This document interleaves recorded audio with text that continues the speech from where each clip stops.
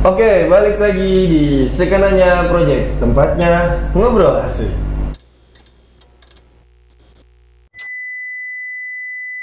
Sekenanya horor malam ini kita akan membahas tentang seputar Iga Jarang. Mungkin sudah terdengar banyak, maksudnya sudah banyak didengar oleh masyarakat Indonesia khususnya tentang istilah Iga Jarang gitu. Ya, sedikit penjelasan mungkin Iga Jarang ini kayak bisa dibilang orang-orang yang gampang kerasukan atau kesurupan atau bisa juga sensitif sama makhluk-makhluk yang seperti itu, yang nggak terlihat maksudnya. Iya, di sini udah ada teman kita yang mau berbagi sedikit pengalamannya mengenai Iga Jarang. Ya, di sini udah ada Kak siapa? Bila. Kak Bila. Bila. Ya, panggil aja Kak Bila. Kak Bila sehat ya? Alhamdulillah. Masih sehat. Kak Bila, gue mau nanya sedikit tentang Iga Jarang. Boleh. Maksud gue, Kak Bila kan bisa nih merasakan hal-hal yang sensitif berhubungan sama mereka gitu ya kan? Iya.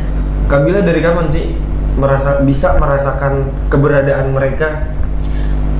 Kalau misalkan untuk ngerasain keberadaan mereka tuh berarti udah 9 tahun. Sejak 2013 pokoknya. Sejak 2013, Iya. ya 9 tahun. 9 tahun ya. Oke, berarti 9 tahun. Nah, itu awalnya gimana tuh? Jadi sebelumnya gue punya kakak perempuan kan. Terus singkat cerita meninggal. Sejak kejadian dia meninggal itu sebelumnya ke tante gue dulu. Jadi dia beberapa kali memunculkan diri di sudut-sudut rumah atau setiap ada acara-acara. Terus awalnya dia sering mampir lah ke tante gue nih. Okay. Semenjak tante gue udah mulai nggak didatengin, barulah kayak gue mulai bisa ngerasain atau kadang ngeliat atau malah dia yang masuk. Oh, berarti sering ya istilahnya?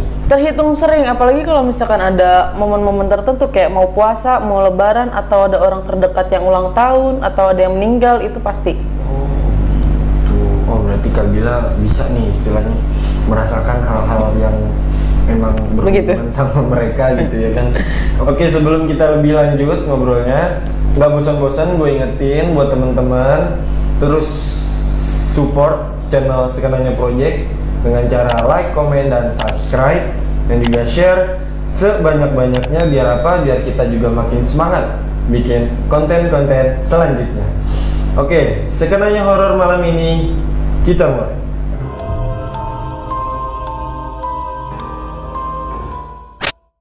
Iga Jarang ini kan istilah buat orang-orang yang gampang kerasukan. Iya. Nah, Kak Bila sendiri ini di belakangan ini pernah nggak sih ngerasain kerasukan juga?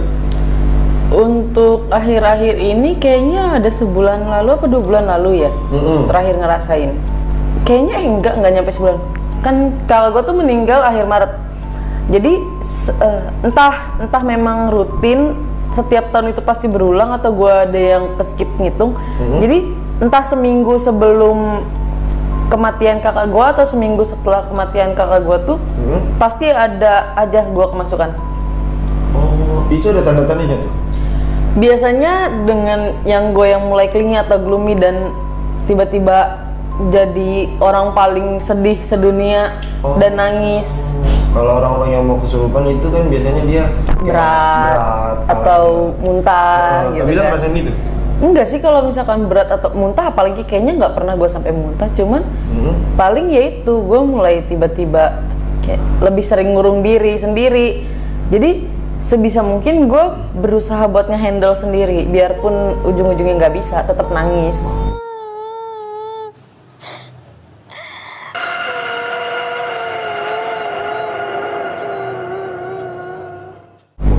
Berarti emang maksudnya cara penanganannya kayak pas ketika udah mulai kayak mau sedih nih gitu. Iya. Itu gimana tuh cara penanganannya? Sejauh ini nggak pernah bisa. Oh, karena bisa? setiap gue mulai merasa sedih atau setiap gue udah mulai nangis, itu gue buat buka mata aja nggak bisa. Gue dengar orang-orang manggil atau orang-orang teriak atau orang-orang datang, tapi gue nggak bisa buat buka mata. Oh gitu. Tapi maksudnya pendengaran masih normal? Pendengaran kayak seperti biasanya. Terus maksudnya yang dia kuasain tuh apa? Alam bawah sadar. Oke, alam bawah Jadi sadar. yang gue nggak bisa buka mata, yang kemauan gue untuk nangis makin kencang, yang suara gue akhirnya sampai kedengaran ke beberapa rumah tetangga gue, dan yang lebih ciri khasnya lagi tuh ketika gue nangis suara gue berubah. Suara gue sama suara kakak gue berubah, beda banget kan. Anjir.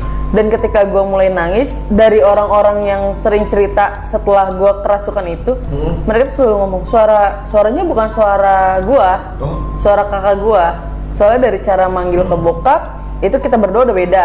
Oh, nandainya dari situ? Iya, gue manggil ke bokap gue tuh abah, sementara kakak gue tuh mbak, karena emang dia kan anak paling dimanja lah kasarnya. Anak pertama, cucu pertama paling dimanja. Dari situ udah ngebedain, dan selalu berurutan dari abah ke mama ke suaminya, ke anaknya, sampai baru ke adik-adiknya. Oke. Gitu. Oh, berarti emang maksudnya dia cuman maksudnya hal ini tuh nguasain alam bawah sadar Kabila doang gitu. Iya. Kalau misalnya kayak fisik gitu masih bisa digerakin nggak sih? Fisik bisa, bahkan pernah di waktu itu acara kematian kakek gua. Kan yang tadi gue bilang kalau ada momen-momen tertentu dia biasanya datang dan kadang masuk. Di kematian kakek gua tuh kita lagi kumpul keluarga besar, abis pemakaman banget. Jadi ada satu tante gue yang berusaha buat nenangin ketika gue nangis. Itu gue sampai main fisik ke dia. Waduh, maksudnya mukul gitu atau tendang? Waduh. Kan kalau beberapa orang percaya ketika lu kerasukan dan untuk menanggulanginya atau apa ya istilahnya, biar yang masuk ke lu tuh keluar itu daerah-daerah kaki. Nah ketika dia mencoba itu dengan baca-bacaan, gue nendang, gue nolak. Jadi seolah-olah kakak gue tuh nunjukin kalau gue tuh masih mau di sini, gue tuh masih mau ketemu keluarga gue dengan wujud yang beda gitu. Oh, jadi selama Kabila ngerasain kerasukan gitu ya, selama Kabila ngerasain kerasukan itu selama yang masuk itu selalu teteh? Selalu, sejauh ini selalu teteh, cuman sekali pernah hampir ada yang masuk selain teteh. Tapi jadi kayak mereka yang perang berdua gitu.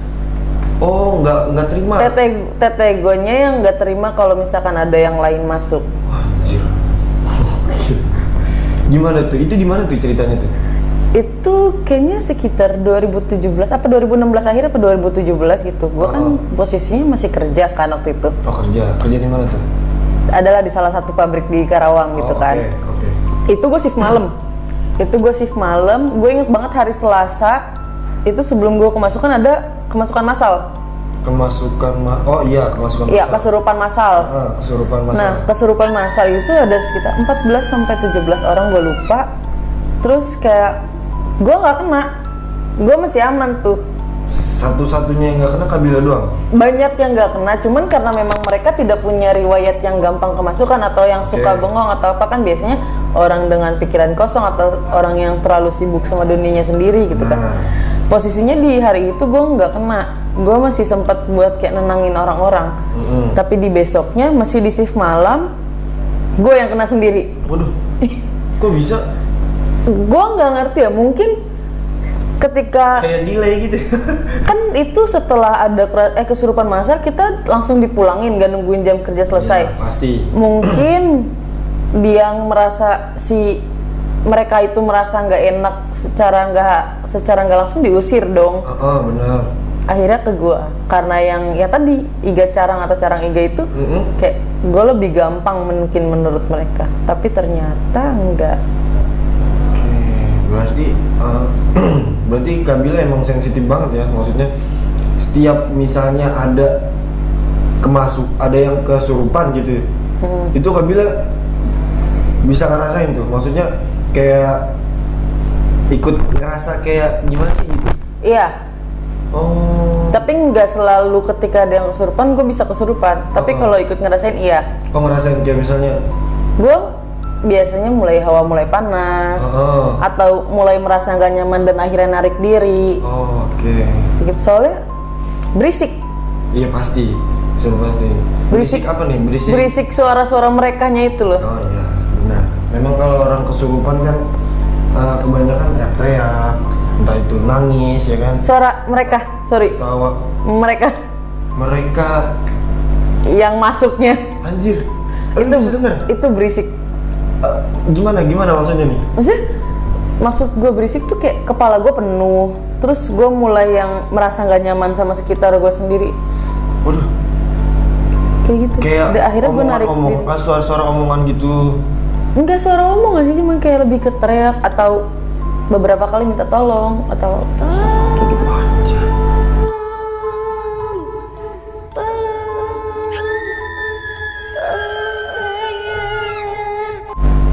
Bukan orang yang kesurupan suaranya. Bukan, kalau orang kesurupan kan paling kayak iya dia mengutarakan apa yang orang-orang yang masuknya ke dia gitu kan. Iya, biarpun rata-rata minta tolong atau rata-rata teriak-teriak nama keluarganya atau apa, cuman enggak itu yang lebih ke gua rasain. Berarti suara-suara berisik yang di dalam kepala akhirnya jadi bikin gua narik diri dari kerumunan. Oke, berarti emang Kabila pas ketika ada orang yang kesurupan, Kabila ngerasainnya bukan suara si orang yang kesurupan ini nih, emang dari mereka yang tidak terlihat ini ada di kepala Kabila. Itu yang gitu. Lebih dominan. Wah anjir, merinding gokil. Gue pernah waktu lagi ziarah. Itu gue ziarah sama anaknya kakak gue sama suaminya kakak gue. Iya, oke. Tapi posisinya gue lagi datang bulan, jadi gue nggak bisa ikut masuk ke makam. Iya, pasti. Kan ada pagar gitu, kayak mereka berdoa, gue di luar pagar. Berarti ponakan gue, si anaknya teteh gue tuh ngomong, ada ibu. Ibu yang kita mau ziarahin nih gitu maksudnya? Iya, kan yang mau ziarahnya ke kakak gue kan, ibunya dia. Dia bilang, ada ibu. Nggak lama dari situ gue pingsan. Dibawa ke rumah baru nangis. Oke, berarti emang Kabila ini sensitif banget sama hal-hal yang tidak terlihat ini gitu. Maksud gue mau nanya lagi nih. Iya. Waktu pertama Kabila paling awal ngerasain bisa ngelihat kan? Kabila bisa ngelihat kan? Bisa ngelihat, terus mulai dirasukin sama teteh gitu ya. Itu awalnya kapan tuh? Emang yang 2013 kan tadi kan? Itu kan 2013 kakak gue meninggal, posisinya gue kelas 3 SMP. Oke. Terus gue tuh pindah ke rumah kakek gue. Ke rumah kakek gue, itu sekitar kayaknya kelas 2 SMA. Kelas 2 SMA. Dan gue sama teman-teman gue lagi kerja kelompok. Iya. Lagi kerja kelompok, terus kan di meja makan tuh ada beberapa buku Yasin yang ada foto kakak gue nya kan. Iya. Nah rumahnya kakek gue tuh masih bangunan-bangunan tua, yang lorong, terus tangganya masih serem banget. Terus temen gue lihat nih, ini buku Yasin siapa Bil gitu kan. Terus gue jawab lah, kakak gue, lah tadi gue lihat dia, temen gue. Terus gue tanya, lihat di mana? Di tangga. Gue tanya dong, pakai baju apa? Soalnya beberapa orang pernah cerita ke gue, kayak tetangga gue atau apa, dia ketemu sama kakak gue dengan posisi kakak gue pakai mahkota, pakai baju gaun putih. Dan pas gue tanya ke temen gue sama pakai mahkota, pakai baju gaun putih. Dan nggak lama dari dia bilang gitu, langsung bau melati kemana-mana. Serumah itu, rumahnya gede banget, dan itu kemana-mana gue cium bau melati. Dari situ awal mulanya akhirnya gue tahu ternyata ada dia gitu kan. Terus nggak lama dari situ kita lebaran. Yang tadi gue bilang awalnya dia kan ke tante gue. Lebaran kumpul keluarga dong. Setelah kumpul keluarga, gue sama tante gue sama kakak gue ini 3 orang yang paling deket. Gue dari kecil sama tante gue diasuhnya. Kakak gue karena nggak beda jauh umurnya sama tante gue jadi deket. Biasalah adat-adat orang-orang lebaran yang minta maaf, nangis-nangis. Itu kan setiap keluarga pasti ada. Dan ketika gue minta maaf ke dia, gue merasa banyak dosa, dia nangis. Siapa nih yang nangis? Tante gue nangis. Gue pikir nangis maaf-maafan biasa gitu kan. Makin lama meluk makin kenceng. Makin lama meluk makin kenceng, terus pingsan. Tante gue pingsan. kita refleks bantu. Iya pasti. Orang-orang lagi bantu gotong dia, gue yang nangis. Waduh, pindah. Gantian. Dari situ pertama kali gue ngerasa gue kerasukan. Oke, berarti di momen lebaran itu. Momen lebaran itu. Anjir. Lagi lebaran bisa kesurupan. Ikut lebaran. Oh tapi enggak, emang maksudnya balik lagi nih ke yang tadi. Kabila dimasukin, sorry bukan dimasukin. Kesurupannya emang sama teteh doang, terus yang di PT ini, Iya. itu dia bisa nggak akhirnya nguasain Kabila nggak? Enggak. Kalah sama teteh? Iya, Atau kan gimana? itu gue kan kerasukan masih di dalam ruang produksi. Nah, terus ketika gue udah mulai nangis, teman-teman gue yang antisipasi karena sebelumnya ada kerasukan massal, Iya. gue dibawa ke pos satpam. Oke. Ternyata menurut sumber yang ngedenger, itu pas satpam sama ada orang HRD gue. Dari gue di pos satpam ke ruang produksi itu ada sekitar 500 meter. Iya. Dan itu kedengeran ke ruang produksi suara nangis gue. Anjir, jauh banget. Itu kedengeran. Lu Makanya iya kan gue nggak sadar ya. Cuman orang-orang di dalam ruang produksi tuh bilang suara gue kedengeran. Dan ada 2 suara yang teriak. Astagfirullahaladzim itu gua. Suara perempuan sama suara orang maksa. Apa? Sama orang apa? Maksa. Orang maksa. Biar bisa masuk. Dan itu suaranya dominan ke ngebas suara laki-laki katanya.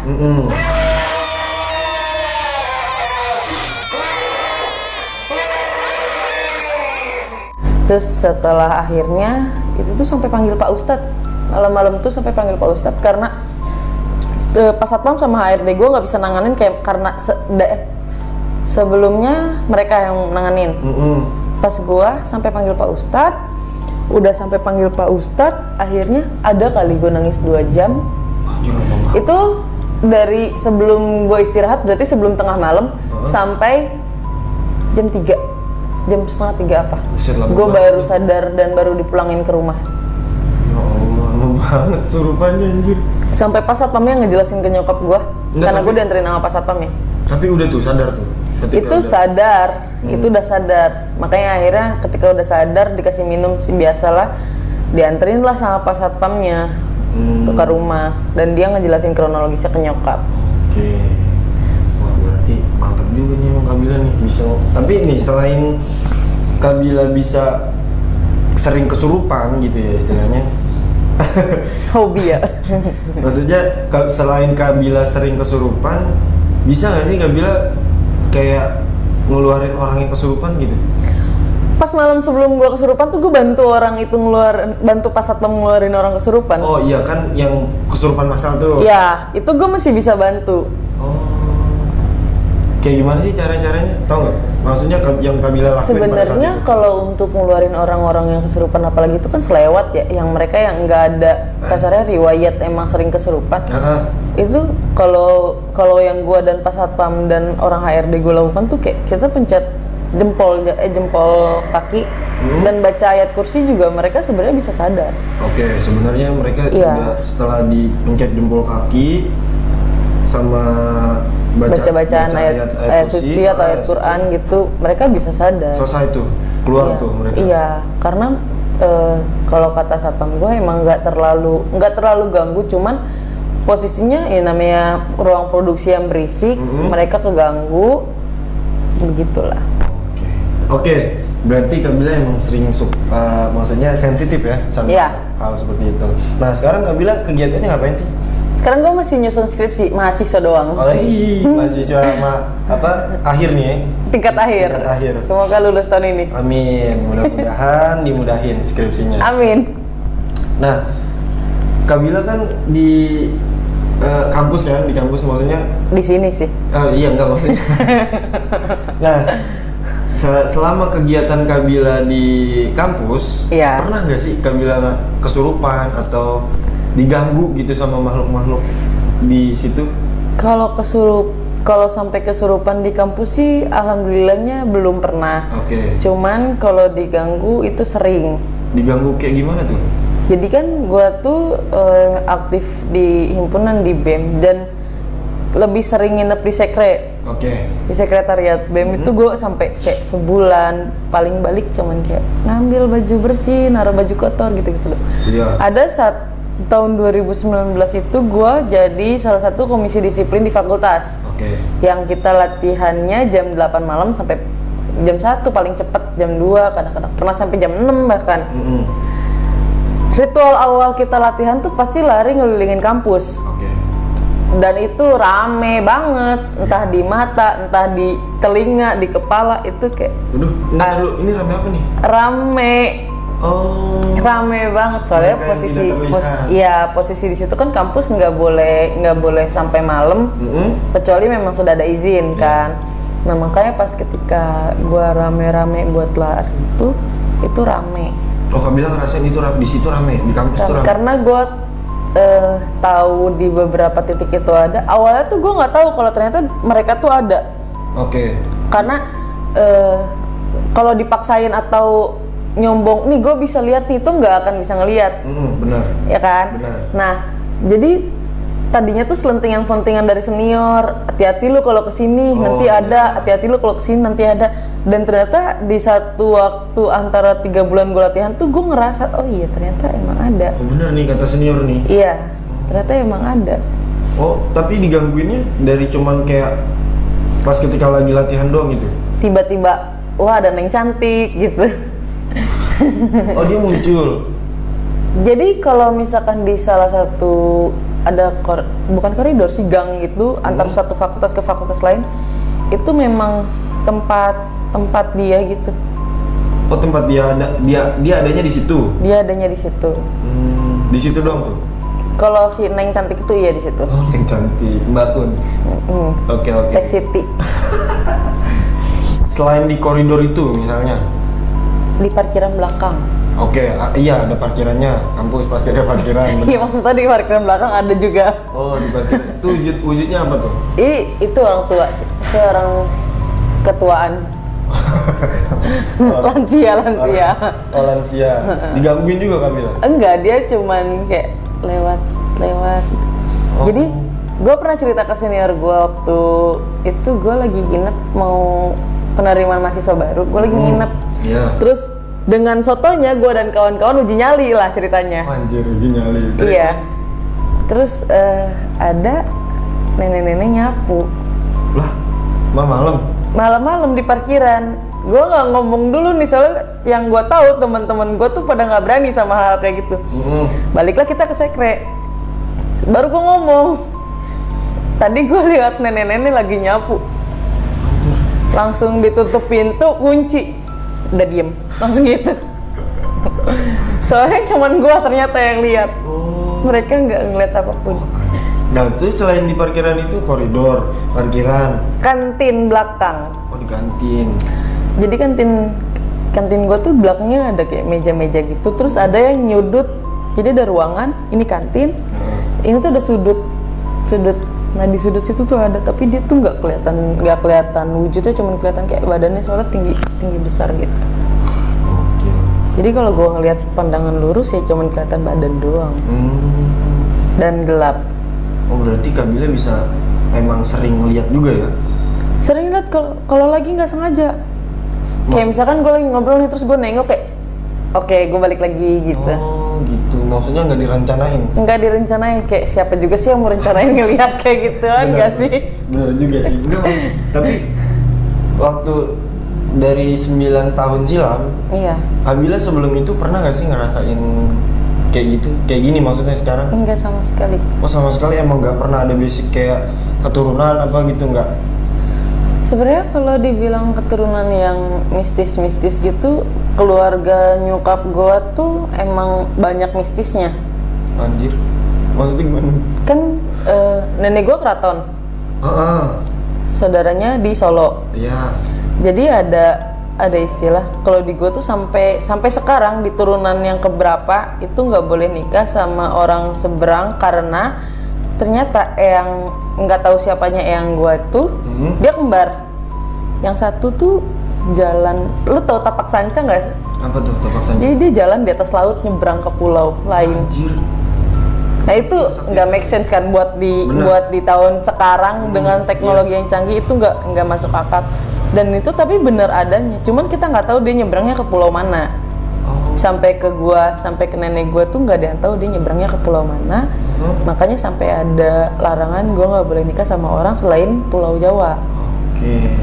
Terus kayak paling di rumah nenek gua yang di Solo sih. Kak Bila pernah tuh ngerasain tuh? Kalau gue pribadi enggak, karena gue nggak pernah ke Solo. Tapi jadi nenek gue, adiknya nenek gue, itu kan rutin pulang Solo. Dan di sana tuh mesti kental sama Nyai Selatan. Oh iya, benar. Nah, terus? Dan posisi rumahnya masih lorong. Tiap malam Jumat itu selalu ada keris sama suara kereta kencana sampai sekarang. Anjir, kereta kencana anjir. Terus sampai sekarang masih? Masih sampai sekarang. Tapi lu penasaran gak sih? Gue penasaran, gue pribadi penasaran. Cuman gue nggak deket sama keluarga yang di Solo, jadi kalaupun gue mau pergi, gue harus bawa nenek gue. Sama keluarga yang di keraton pun gue nggak deket, karena memang posisinya kan ketika Eyang putri gue meninggal, Eyang kakak tuh nikah sama orang Belanda. Dan nenek gue ya udah ditendang ke Kerawang. Jadi kita udah nggak ada ikatan darah ke orang-orang keraton. Cuman kalau ke Solo masih. Tapi selama sejauh ini emang belum kesampaian ke sono gitu ya? Belum kesampaian. Soalnya nenek gue udah ketuaan sih. Kasihan capek. Benar juga. Tapi kalau misalnya dikasih kesempatan ke sono? Kalau misalkan dia ngenalin gue ke keluarga yang di Solo, mungkin iya. Gue emang sebenarnya dari tahun lalu ada rencana ke Solo, cuman masih bingung gue harus kemana. Oh iya, belum tahu. Iya. Oke. Balik lagi nih kita ke Iga Jarang. Nah, dalam belakangan ini Kak Bila pernah nggak sih ngerasain kayak hal yang paling buruk Kak Bila rasain gitu? Ada. Apa tuh? Kayak semester lalu itu berarti sekitar bulan Desember atau November lah. Dari kejadian kesurupan ini? Pokoknya Desember tahun lalu atau November tahun lalu gitu. Jadi gue lagi di kosan. Kan semester lalu gue magang dan gue ngekos sendiri. Gue lagi di kosan, terus tiba-tiba kemasukan. Iya, kerasukan. Iya, udah kerasukan. Di situ ada temen gue cowok, sama temen gue satu lagi. Jadi mereka beda agama sama gue. Pas kerasukan tuh temen gue bilang, gue sempet skip. Skip apa nih? 3 menit gue gak nafas. Waduh, gimana maksudnya? Akhirnya dia teleponin teman-teman gue yang lain. Gue sempet skip. Dia nyamperin Kak Bila gitu, maksudnya? Kita lagi main bareng. Teman gue cabut dulu. Iya. Nggak lama dari situ, itu yang posisinya malam Jumat dan kita habis cerita-cerita horor juga. Terus nggak lama, gue nangis. Dia tahu gue punya kebiasaan buruk kerasukan. Dan ketika gue nangis, dia juga tahu kakak gue meninggal. Iya, dia bingung mau ngelakuin apa karena pertama gue beda agama sama dia. Iya, benar. Nggak nyampe doanya ntar.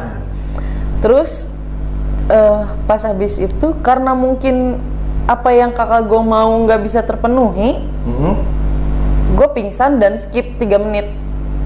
3-5 menit gue nggak tahu pasti, soalnya kan temen gue yang nyaksiin gitu kan.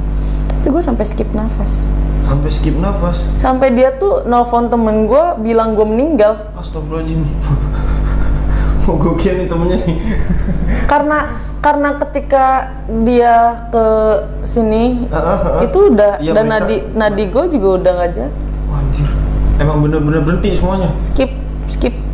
Terus bisa baliknya lagi tuh gimana? Temen gue kan datang. Iya, datang nih akhirnya yang ditelepon nih. Yang ditelepon datang.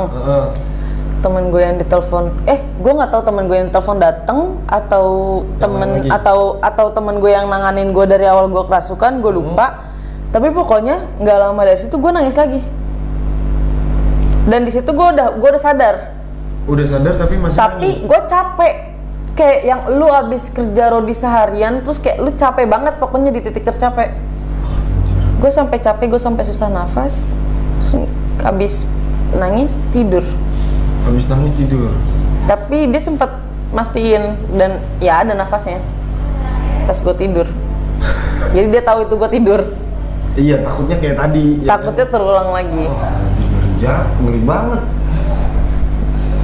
Itu serem banget. Mati suri. Kayak bisa dibilang kayak mati suri.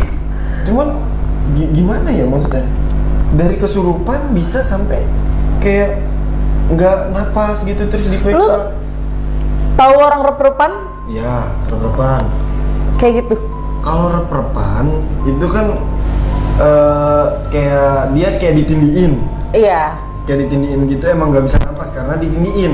Iya. Nah, Kak bilang ngerasain ditindiin. Kalau gue tuh nggak ngerasa ditindih. Kayak gimana? Tapi gue buat buka mata susah, pengennya cuma nangis teriak sekenceng mungkin. Terus udah gitu gue merasa capek dan ya udah los. Tapi bisa tuh teriak gitu nggak bisa? Kalau pas nangis gue teriak, tapi setelah itu los. Enggak, tiba-tiba hening, tiba-tiba gak ada nafas. Yang dipikirin Kamila apa itu pada saat itu? Iya kan, gue nggak sadar. Bener-bener. Itu gue juga yang gue tak pas gue bangun sadar. Yang gue inget tuh terakhir gue nangis. Sampai temen gue tuh marahin kayak, nih anjing lu tuh sempet skip nafas. Dikasih tahu sama temen Kamila karena dia panik nanganin gue sendiri. Iya benar, panik, udah pasti panik ya, dan gue bangun tidak berdosa. Masang wajah tidak berdosa terus dia marah-marah akhirnya. Ya kan, ya lu orang meninggal masa dia sadar orang meninggal? Iya sih, benar. Emang kita kan nggak tahu ya. Iya kan? Kalau kita tahu kita bangun. benar. Oke, berarti emang itu tuh maksudnya hal yang paling itu buruk. Paling buruk sih, sampai orang temen gue tuh bilang gue skip nafas. Anjir, gue gak bayang sih maksudnya dari kesurupan terus bisa sampai nggak napas 3 menit, itu cukup lama loh. 3 menit makanya dia panik. Oke. Orang kalau nyelam masuk ke laut aja, maksudnya kalau penyelam aja gitu 3 menit aja udah cukup lama itu. Iya. Terus juga dia kayak nahan itu ditahan napasnya. Kalau ini Kamila emang bener-bener nggak ada napas gitu. Ini kalau ditahan ketahuan dari perut. Itu enggak. Kayak nahan napas ini ketahuan. Itu enggak. Sampai yang dia bilang gue di klik-klik segala macam tuh gue kan orangnya kalau diklik ketawa. Pada normalnya kan begitu kan. Pada umumnya begitu. Itu enggak.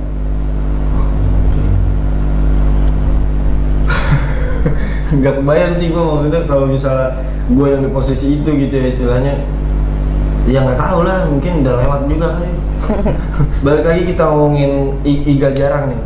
Nah, saran nih dari Kamila untuk teman-teman mungkin yang Kamila rasain juga. Kalau bisa dibilang kan Kamila termasuk orang yang mempunyai Iga Jarang, ya kan? Soalnya sering bisa kerasukan, sering lah istilahnya ya, kerasukan gitu. Udah masuk ke istilah Iga Jarang. Nah, saran buat temen-temen juga ya yang bisa Kamila lakuin ketika Kamila kerasukan gitu istilahnya apa sih? Pertama lu kalau di tempat baru jaga omongan. Pasti jaga omongan. Ya itu udah lumrah banget dong. Terus kalau misalkan emang lu orang yang tipikal orang yang nggak bisa di tempat sepi atau nggak bisa ngerasa sepi, usahain lu pindah, jangan di tempat sepi, jangan sendirian apalagi ya. Dan jangan kosong pikirannya. Jangan kosong pikiran itu, jangan kosong pikiran. Kalau lu udah bingung lu mau mikirin apa, better tidur deh. Benar mendingan tidur berarti ya. Enak. Oke. Soalnya macam-macam juga nih, maksudnya kayak orang-orang yang sering kerasukan itu macam-macam halnya, kayak yang tadi muntah. Kalau Kamila kan nangis gitu kan, tiba-tiba nangis, ngerasa kayak gitu. Oh, oke deh, berarti itu sarannya tadi tuh. Pesan dari Kamila, salah satu orang yang emang mempunyai Iga Jarang. Nah, mungkin teman-teman yang mempunyai Iga Jarang bisa lah gitu komentar di kolom komentar, misalnya kayak harus apa, harus ngapain gitu. Misalnya ada kasih tips and trick. Kasih tips juga ya pokoknya. Jadi itu sih seputar pembahasan tentang Iga Jarang ya, dan juga pengalaman dari Kamila yang mempunyai Iga Jarang juga ya. Oke, itu aja mungkin ya. untuk skenanya horor malam ini. Terima kasih Kabila ya, sama-sama udah menyempatkan bercerita dan juga berbagi pengalaman ke Skenanya Project. Mudah-mudahan Kabila sukses ya. Buat teman-teman juga terima kasih yang udah telah selalu support channel Skenanya Project. Dan juga diingetin lagi nih ya, buat teman-teman yang punya pengalaman horor, bolehlah kirim-kirim ceritanya lewat DM Instagram Skenanya Project. Atau mungkin mau kirim email juga boleh. Nanti kita taruh emailnya di deskripsi ya. Itu aja Skenanya horor malam ini ya. Skenanya Project dan beserta kru yang bertugas pamit undur diri. Ketemu lagi di Skenanya horor berikutnya. Bye bye.